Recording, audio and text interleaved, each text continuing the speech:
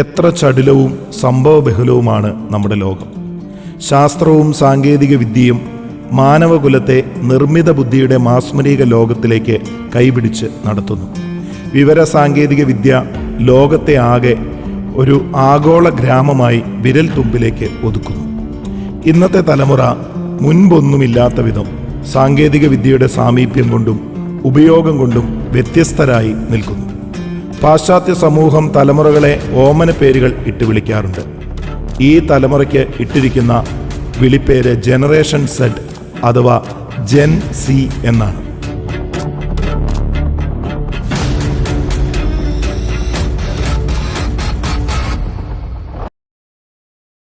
Life ways facts and trends പറയുന്ന പ്രകാരം 1996 മുതൽ 2014 വരെ ജനിച്ച ഇപ്പോൾ 9 മുതൽ 27 വയസ്സ് പ്രായമുള്ള യുവജനങ്ങളുടെ തലമുറയെ വിളിക്കുന്ന പേരാണ് ജെൻസി. ഈ തലമുറ മറ്റെല്ലാ തലമുറകളിൽ നിന്നും വ്യത്യസ്തമാണ്. ഇന്നത്തെ യുവതയുടെ ഭാഷ മുതിർന്നവർക്ക് മനസ്സിലാകുന്നില്ല. ജെൻസിയുടെ സാങ്കേതിക വൈദഗ്ധ്യം മുതിർന്നവരെ ആശ്ചര്യഭരിതരാക്കുന്നു. ജെൻസി സമൂഹത്തെക്കുറിച്ചും സാമൂഹിക പ്രശ്നങ്ങളെക്കുറിച്ചും തികച്ചും വ്യത്യസ്തമായി ചിന്തിക്കുന്നു. ചുറ്റുമുള്ള കാര്യങ്ങളെക്കുറിച്ച് തനതായ രീതിയിൽ പ്രതികരിക്കുന്നു. ധാർമ്മികതയെക്കുറിച്ച് വളരെ വിഭിന്നമായ നിലപാടുകൾ കൈക്കൊള്ളുന്നു. മതത്തെക്കുറിച്ചും ദൈവത്തെക്കുറിച്ചുമുള്ള അവരുടെ ചിന്തകളും വളരെ വ്യത്യസ്തമാണ്. മുതിർന്നവരുടെ തലമുറ അവരെ നോക്കി പരിതപിക്കുന്നു. കൈവിട്ടുപോയി എന്നവർ വിലപിക്കുന്നു. മാറ്റം വന്ന പുതുതലമുറയെ മനസ്സിലാക്കാൻ സാധിക്കാതെ അവരെല്ലാം വഴിപിഴച്ചു എന്ന മട്ടിൽ പ്രതികരിക്കുന്ന മുതിർന്നവർ ഇന്നിൻ്റെ മാറിയ ലോകക്രമത്തെയും ലോകവീക്ഷണത്തെയും മനസ്സിലാക്കാതെ പോകുന്നവരാണ്. ഈ കാലഘട്ടത്തിൻ്റെ പ്രത്യേകത മനസ്സിലാക്കാൻ നമുക്കൊന്ന് ശ്രമിക്കാം. 1. സത്യാനന്തര കാലഘട്ടം, പോസ്റ്റ് ട്രൂത്ത് വേൾഡ്. സത്യം പഴങ്കഥയായ ഒരു കാലഘട്ടമാണിത്. മുൻ ലോകത്ത് സത്യവും നന്മയും സൗന്ദര്യവും ഒക്കെ വസ്തുതാപരമായ യാഥാർത്ഥ്യങ്ങൾ ആയിരുന്നു. ഇന്ന് നാം ജീവിക്കുന്ന ലോകത്ത് പുതുതലമുറ പറയുന്നത് ഇതൊന്നും വസ്തുനിഷ്ഠമല്ല, വ്യക്തിനിഷ്ഠമാണ് എന്നാണ്. സത്യാനന്തരം എന്ന വാക്ക് പോസ്റ്റ് ട്രൂത്തിൻ്റെ മലയാളമായിട്ടാണ് നമ്മൾ ഉപയോഗിക്കുന്നത്. അങ്ങനെ തന്നെയാണോ അത് ഉപയോഗിക്കേണ്ടത് എന്നുള്ളത് തന്നെ ഒരു സംശയത്തിന്. ചിലരൊക്കെ ഇപ്പോൾ വാസ്തവാനന്തരം എന്ന് പറയുന്നുണ്ട്. എന്തായാലും അങ്ങനെ ഒരു വാക്ക് വ്യാപകമായിട്ട് ഇപ്പോൾ സത്യാനന്തരം എന്ന് ഉപയോഗിക്കുന്നു.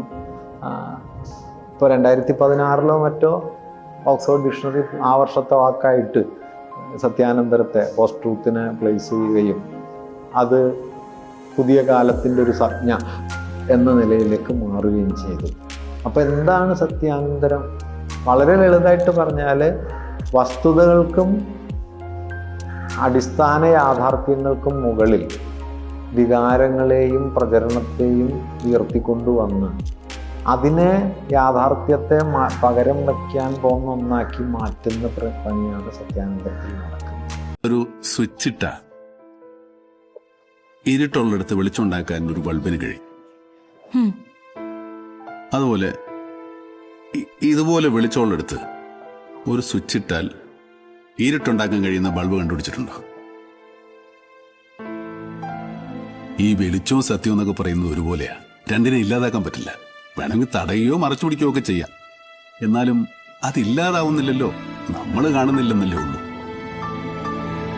ഒരു കാര്യം നിനക്ക് സത്യമായിരിക്കാം, പക്ഷേ എനിക്ക് അങ്ങനെയല്ല. എൻ്റെ സത്യം എൻ്റേതും നിന്റെ സത്യം നിൻ്റേതുമാണ്. എന്താണ് സത്യം?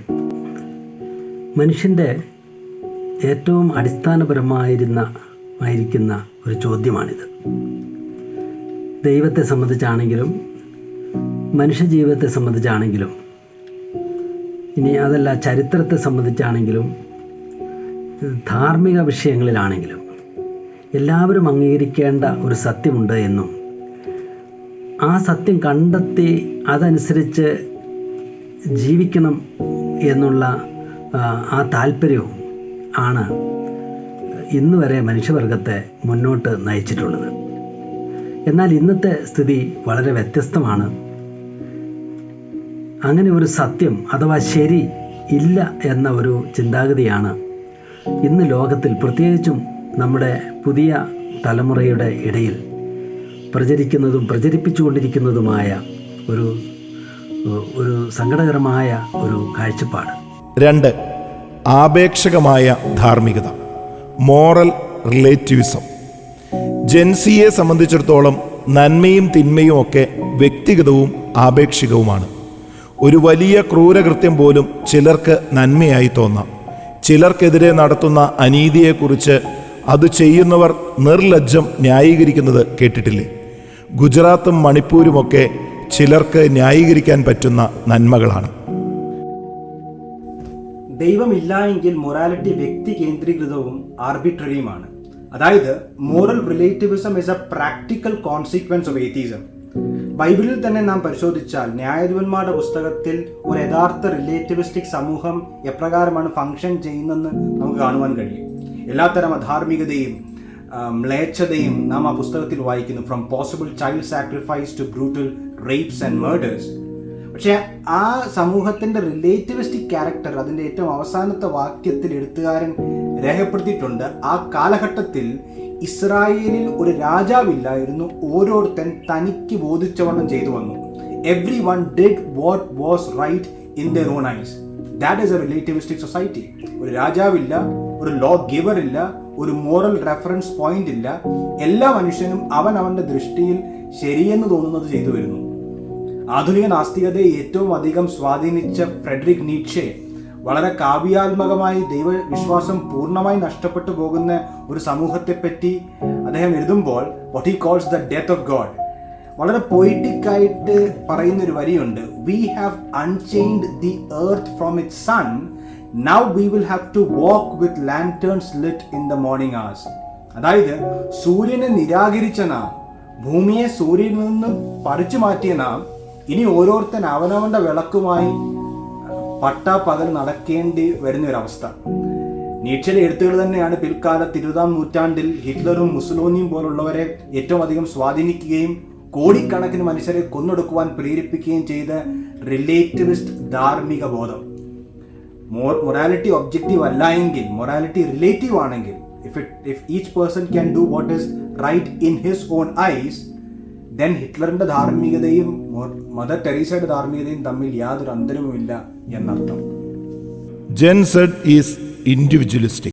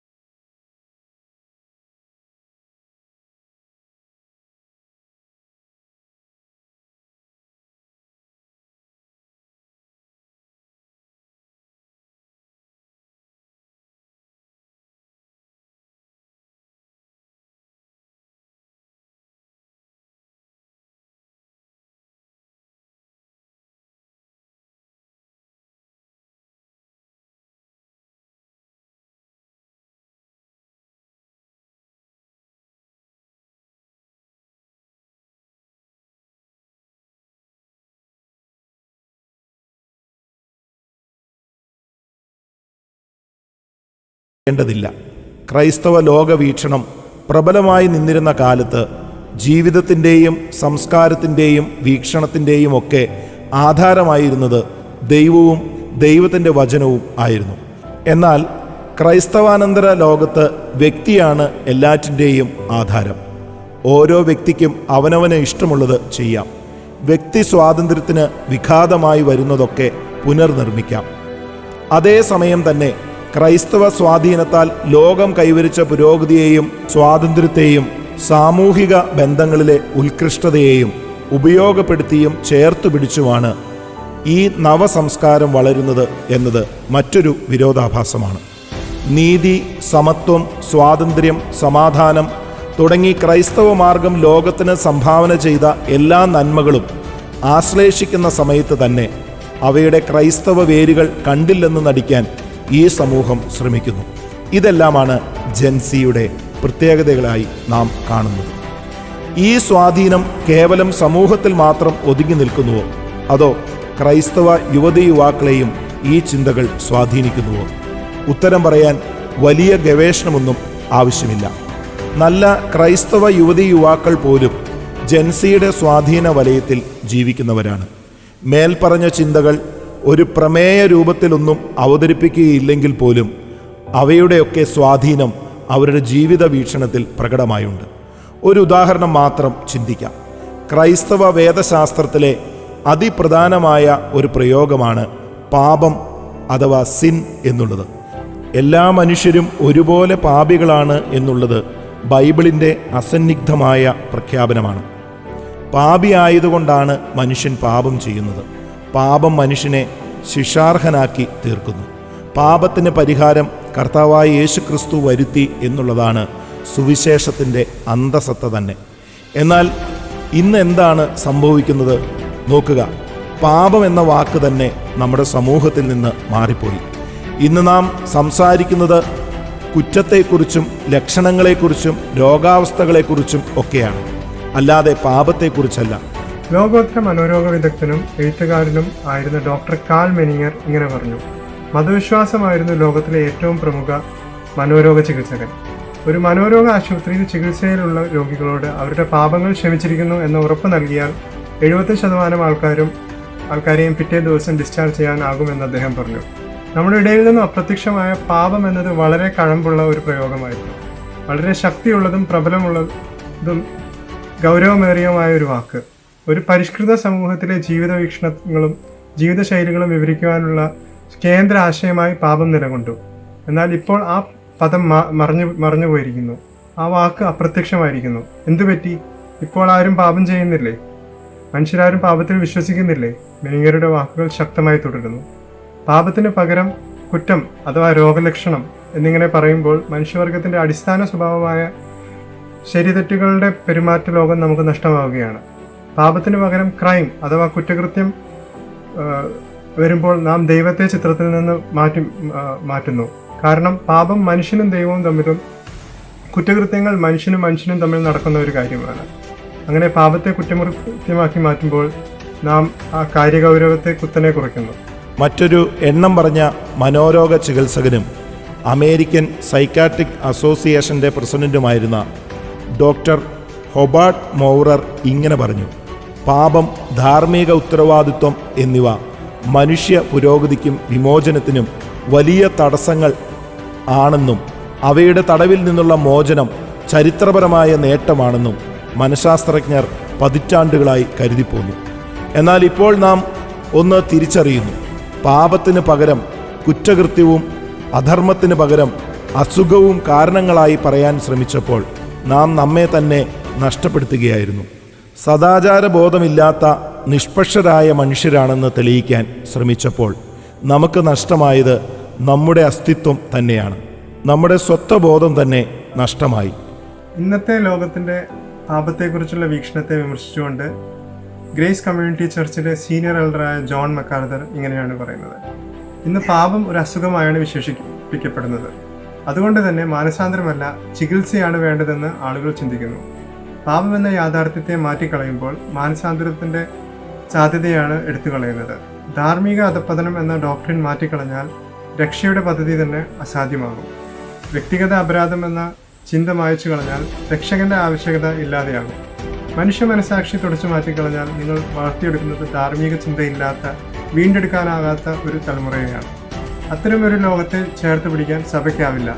അത് സാധാന്യമാണ്. നാം പ്രഘോഷിക്കുന്ന സുവിശേഷം തകിടം മറിക്കുന്നതിന് തുല്യമാണ്. ചുറ്റും നോക്കൂ. ഇന്ന് പല പാപങ്ങളെയും രോഗങ്ങളായും അവസ്ഥകളായും വിശേഷിപ്പിക്കുന്നത് വഴി അതിൽ നിന്ന് രക്ഷപ്പെടുന്നതിനും മാനസാന്തരപ്പെടുന്നതിനുമുള്ള സാധ്യതയാണ് നാം കളഞ്ഞു കുളിക്കുന്നത്. നമ്മുടെ തീരുമാനങ്ങളുടെ ഉത്തരവാദിത്വം നമ്മിൽ നിന്നും ഒഴിവാകുന്നു. നമ്മുടെ വഴിതെറ്റൽ വേറിട്ട ഒരു ജീവിത ശൈലിയായി വിശേഷിപ്പിക്കപ്പെടുന്നു. ഒരു കാലത്ത് പാപമായി കണക്കാക്കിയ പലതും ഇന്ന് പാപമല്ല. വെള്ളപൂശിയ നവപ്രയോഗങ്ങൾ പലതും നാം കേൾക്കുന്നു. ചില ഉദാഹരണങ്ങൾ നോക്കൂ. പണ്ടത്തെ നുണ ഇപ്പോൾ വാക്കുപിഴയായി മാറി. കളവ് തെറ്റായ ആവശ്യങ്ങൾക്ക് വേണ്ടിയുള്ള ചെലവഴിക്കൽ ആയി. വ്യഭിചാരം ഒരു പ്രണയമോ അഫെയറോ ആയി മാറി. സ്വവർഗ ലൈംഗിക വൈകൃതം ഇന്ന് ഭിന്നാഭിരുചിയാണ്. കോടതി വ്യവഹാരത്തിനുള്ള ഭാഷയിൽ ലിംഗവിവേചനം ഒഴിവാക്കാൻ കർശന നിർദ്ദേശങ്ങളുമായി സുപ്രീം കോടതി. സ്ത്രീകളെ അധിക്ഷേപിക്കുന്ന സ്ഥിരം വാക്കുകൾ ഒഴിവാക്കിയുള്ള ശൈലി book chief justice DY Chandrachud പുറത്തിറക്കി. ലൈംഗിക ബന്ധത്തിന് സ്ത്രീ സമ്മതം വ്യക്തമായി പറഞ്ഞിട്ടില്ല എങ്കിൽ ഇല്ല എന്നു തന്നെ കോടതികൾ കണക്കാക്കണമെന്ന നിർദ്ദേശവും സുപ്രീം കോടതി നൽകി. വേശ്യ, അഭിസാരിക, വെപ്പാട്ടി തുടങ്ങി ഇംഗ്ലീഷ് ഭാഷയിലെ സ്ത്രീവിരുദ്ധമായ പരാമർശങ്ങൾ ഇനി കോടതി മുറിയിലോ വിധിയിലോ കാണില്ല. ഇത്തരം വാക്കുകൾക്കെല്ലാം പകരം ഇനി സ്ത്രീ എന്നേ ഉപയോഗിക്കാനാകൂ.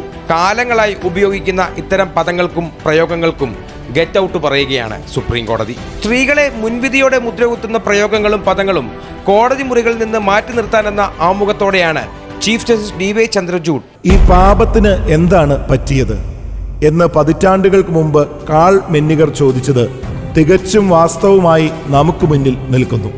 പാപം എന്ന ഏക ആശയത്തിന് പറ്റിയ അപജയത്തെക്കുറിച്ച് മാത്രമാണ് നാം ഇപ്പോൾ കണ്ടത്. ഇതുപോലെ മറ്റനേക അടിസ്ഥാന സത്യങ്ങളും ഇന്ന് അപജയം നേരിടുന്നു. അതിൻ്റെ ഫലമായി പാശ്ചാത്യ ലോകത്തെ യുവാക്കൾ സഭയിൽ നിന്നും സത്യത്തിൽ നിന്നും ഏറെ ദൂരം മാറിപ്പോയിരിക്കുന്നു. നമ്മുടെ നാട്ടിലും വളരെ ആശാവഹമല്ല കാര്യങ്ങൾ. ഏറ്റവും ഏകാന്തത അനുഭവിക്കുന്ന തലമുറ എന്നാണ് ജെൻസിയെ പലരും വിശേഷിപ്പിക്കുന്നത്. എന്നാൽ ഇത്രയധികം കണക്റ്റഡായ മറ്റൊരു തലമുറ ഇല്ല എന്നതാണ് വാസ്തവം.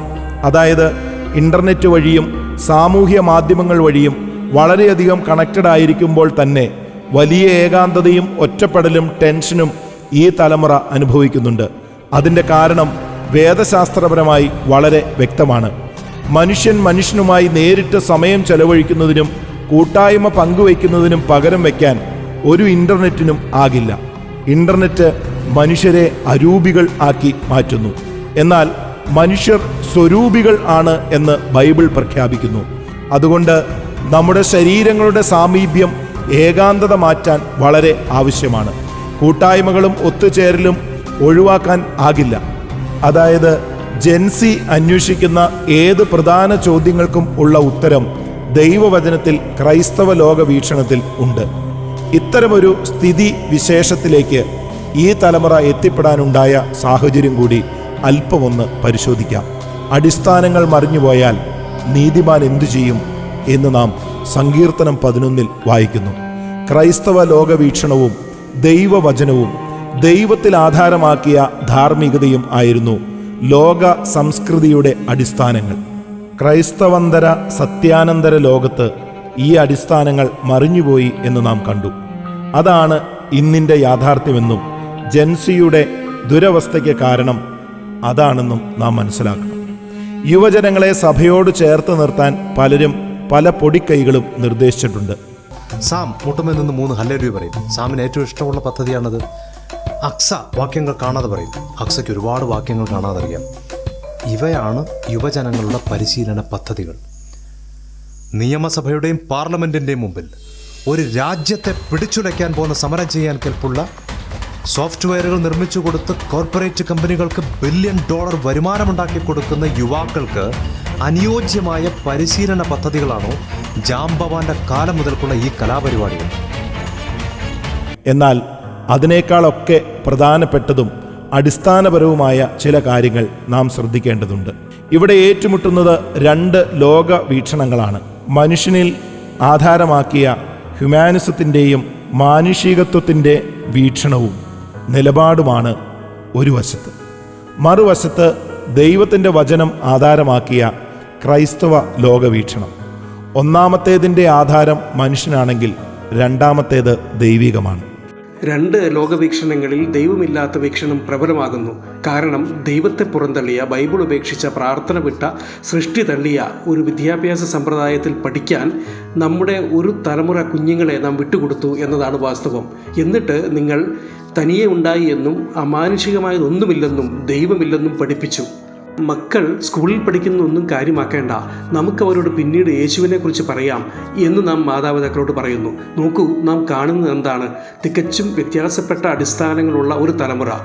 ക്രിസ്ത്യൻ ഗവേഷകനായ ജോർജ് ബർണ പറയുന്നത് പോലെ ഈ തലമുറ ജെൻസി അങ്ങനെ ആദ്യ ക്രൈസ്തവാനന്തര തലമുറയായി മാറുന്നു. മനുഷ്യനിൽ ആധാരമാക്കി മാനവ നന്മയിൽ പ്രതീക്ഷയർപ്പിച്ച് എല്ലാറ്റിനും പ്രകൃത്യാനുസരണ വിശദീകരണങ്ങൾ നൽകി ശാസ്ത്രത്തിൻ്റെയും സാങ്കേതിക വിദ്യയുടെയും പിൻബലം ഉണ്ടെന്ന് അഭിമാനിച്ച് മുന്നോട്ടു പോകുന്ന മനുഷ്യ കേന്ദ്രീകൃത ലോകവീക്ഷണം നൽകിയ സംഭാവനയാണ് ജെൻസി.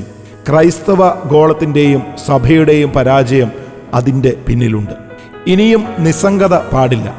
മനുഷ്യ സൃഷ്ടിയെക്കുറിച്ച്, മനുഷ്യ സ്വഭാവത്തെക്കുറിച്ച്, മനുഷ്യൻ്റെ വീഴ്ചയെക്കുറിച്ച്, പാപത്തെക്കുറിച്ച്, മാനസാന്തരത്തെക്കുറിച്ച്, രക്ഷകനെയും രക്ഷയെയും കുറിച്ചൊക്കെ നാം സംസാരിച്ചു കൊണ്ടേയിരിക്കണം. ഉൽപ്പത്തി പുസ്തകത്തിൻ്റെ ആദ്യ 11 അധ്യായങ്ങൾ എത്രമേൽ പ്രധാനപ്പെട്ടതാണെന്ന് നാം മറക്കരുത്. കാരണം ഏറ്റവും അധികം ആക്രമണം നേരിടുന്നത് ആ അധ്യായങ്ങളാണ്. എല്ലാ ബൈബിൾ വേദശാസ്ത്രവും ഉൽപ്പത്തി 1 മുതൽ 11 വരെ അധ്യായങ്ങളോട് നേരിട്ടോ പരോക്ഷമായോ ബന്ധപ്പെട്ടിരിക്കുന്നു. എന്തുകൊണ്ട് യേശു അവസാനത്തെ ആദമായി? ഉൽപ്പത്തി 1 മുതൽ 11 വരെ. എന്തുകൊണ്ട് യേശു കുരിശിൽ മരിച്ചു? ഉൽപ്പത്തി 1 മുതൽ 11 വരെ നടന്ന കാര്യങ്ങളാണ് കാരണം. പാപം എവിടെ നിന്ന് വന്നു? ഉൽപ്പത്തി 1 മുതൽ 11 വരെ. നാം എന്തുകൊണ്ട് മരിക്കുന്നു? ഉൽപ്പത്തി 1 മുതൽ 11 വരെ. എന്തുകൊണ്ട് 7 ദിവസമുള്ള ആഴ്ചകൾ? ഉൽപ്പത്തി 1 മുതൽ 11 വരെ. എന്തുകൊണ്ട് മൃഗങ്ങളുടെ മേൽ മനുഷ്യന് ആധിപത്യം? ഉൽപ്പത്തി 1 മുതൽ 11 വരെ. എന്തുകൊണ്ട് നാം അധ്വാനിക്കണം? ജോലിയുടെ വേദശാസ്ത്രത്തിൻ്റെ കാരണമെന്ത്? ഉൽപ്പത്തി 1 മുതൽ 11 വരെ. എന്തുകൊണ്ട് 2 ലിംഗങ്ങൾ? ഉൽപ്പത്തി 1 മുതൽ 11 വരെ. എന്തുകൊണ്ട് വിവാഹം? ഉൽപ്പത്തി 1 മുതൽ 11 വരെ. പ്രപഞ്ചോൽപത്തിയെക്കുറിച്ചും പ്രപഞ്ച സൃഷ്ടാവിനെക്കുറിച്ചും മനുഷ്യനെക്കുറിച്ചും ലോകത്തെക്കുറിച്ചും ഉൽപ്പത്തി പുസ്തകം നൽകുന്ന വെളിപ്പാടിൻ്റെ വെളിച്ചം പകരം വയ്ക്കാനാകാത്തതാണ്. മാനവ ചരിത്രത്തെക്കുറിച്ചുള്ള ഒരു സമഗ്ര ദർശനം 7 സീകളിൽ ഒതുക്കി പറയാം. ക്രിയേഷൻ അഥവാ സൃഷ്ടി, കറപ്ഷൻ അഥവാ വീഴ്ച, കറ്റാസ്ട്രോഫി അഥവാ പ്രളയം, ക്രൈസ്റ്റ് അഥവാ ക്രിസ്തു, ക്രോസ് അഥവാ കുരിശ്, കൺസമേഷൻ അഥവാ സമ്പൂർത്തി. ലോക ചരിത്രത്തെ ഈ 7 നാഴികക്കല്ലുകളുമായി ബന്ധിപ്പിച്ച് ചിന്തിക്കാം. അപ്പോൾ ഒരു സമഗ്ര വിശ്വദർശനം ലഭിക്കും. എന്നാൽ ഈ യാഥാർത്ഥ്യങ്ങളെല്ലാം അട്ടിമറിക്കുന്ന ആശയങ്ങളാണ് ജനനം മുതൽ പുതുതലമുറ കേൾക്കുകയും പഠിക്കുകയും ചെയ്യുന്നത്. സൃഷ്ടി ചരിത്രം ഒരു അനുമാന സങ്കല്പമോ പരിഗണനാർഹമായ വാദഗതിയോ പോലുമല്ലാതായി മാറി. 13.8 ബില്യൺ വർഷങ്ങൾക്ക് മുൻപ് മഹാവിസ്ഫോടനത്തിലൂടെ പിറവിയെടുത്ത പ്രപഞ്ചത്തെക്കുറിച്ച് കുഞ്ഞുങ്ങൾ സ്കൂളിൽ പഠിക്കുന്നു.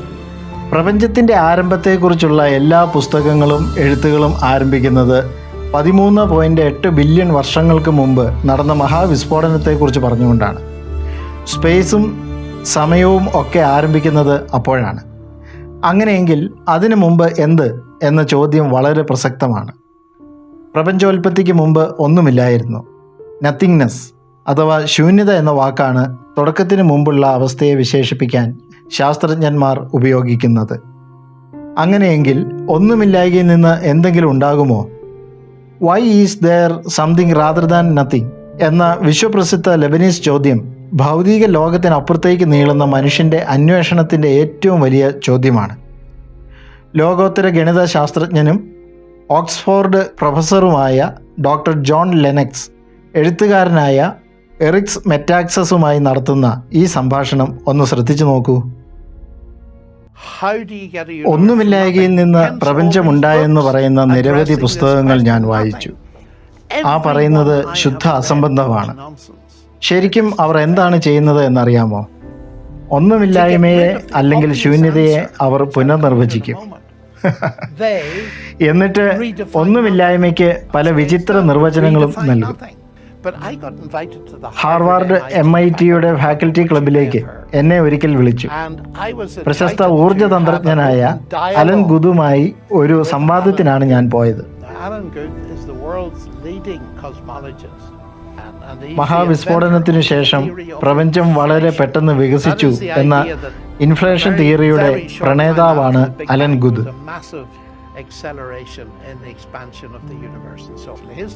സംവാദത്തിന്റെ ആദ്യ 15 മിനിറ്റ് അദ്ദേഹം പ്രപഞ്ചത്തെക്കുറിച്ച് ഘോരം പ്രസംഗിച്ചു. എന്റെ ഊഴം വന്നപ്പോൾ ഞാൻ അദ്ദേഹത്തോട് ഒരു ചോദ്യം ചോദിച്ചു. പ്രിയ അലൻ, അങ്ങയെപ്പോലെ ഒരു വലിയ പണ്ഡിതനോട് ഞാൻ ചോദിക്കണമെന്ന് ആഗ്രഹിച്ച ഒരു വലിയ ചോദ്യം ഇതാണ്. എല്ലാവരും ഒന്നുമില്ലായ്മയെക്കുറിച്ച് പറയുന്നു. ഞാൻ ചോദിച്ചോട്ടെ, പ്രപഞ്ചോൽപത്തിക്ക് മുമ്പുള്ള കാലത്തെക്കുറിച്ച് ശൂന്യത എന്ന വാക്ക് ഉപയോഗിക്കുമ്പോൾ ഞങ്ങളെപ്പോലെയുള്ള ആളുകൾ ഒന്നുമില്ലായ്മ എന്ന് പറയുന്ന അതേ അർത്ഥമാണോ താങ്കൾ ഉദ്ദേശിക്കുന്നത്? അപ്പോൾ അദ്ദേഹം ഇങ്ങനെ പറഞ്ഞു, അല്ല, അങ്ങനെയല്ല ഞാൻ അർത്ഥമാക്കുന്നത്. ഞാൻ പറഞ്ഞു, വളരെ നന്ദി. ഒന്നുമില്ലായ്ക എന്ന് പറഞ്ഞാൽ എന്താണെന്ന് എനിക്ക് അപ്പോൾ മനസ്സിലായി. അത് എന്തൊക്കെയോ ഉള്ള ഒരു ഒന്നുമില്ലായ്മയാണ്. ഒരു കാര്യം വളരെ വ്യക്തമാണ്, ദൈവത്തെ പ്രപഞ്ചത്തിന്റെ ഉൽപ്പത്തിയിൽ നിന്ന് മാറ്റി നിർത്താൻ ഒറ്റ വഴി മാത്രമേ ഉള്ളൂ: അസംബന്ധത്തെ കൂട്ടുവിളിക്കുക. നോക്കൂ, ഇത് വളരെ വിചിത്രവും ആശ്ചര്യകരവുമല്ലേ? പ്രപഞ്ചോൽപ്പത്തിയിൽ നിന്നും ദൈവ സാന്നിധ്യം ഒഴിവാക്കണമെങ്കിൽ ഒരൊറ്റ വഴിയേ ഉള്ളൂ: അസംബന്ധം പറയുക. ഈ സമയം വളരെ പ്രധാനപ്പെട്ട ഒരു കാര്യം കൂടി പറയേണ്ടതുണ്ട്. ഒരു ക്രിസ്ത്യാനി എന്ന നിലയിൽ താങ്കളുടെ നിലപാട് എന്താണെന്ന് ചോദിച്ചാൽ എന്ത് പറയും? വളരെ ശ്രദ്ധാപൂർവം പറയേണ്ട ഒരു മറുപടിയാണത്. ഈ പ്രപഞ്ചം ഉണ്ടായത് ഒന്നുമില്ലായ്മയിൽ നിന്നല്ല, പക്ഷേ ഉണ്ടായിരുന്നത് ഭൗതിക ദ്രവ്യം ഒന്നുമല്ല. ഉണ്ടായിരുന്നത് ആത്മാവാണ്. ഈ പ്രപഞ്ചം ഉരുവായി വന്നത് അഭൗതികനായ ദൈവത്തിൽ നിന്നാണ്. ദൈവം ആത്മാവാകുന്നു എന്നത് വചനത്തിന്റെ ഗംഭീര പ്രഖ്യാപനമാണ്.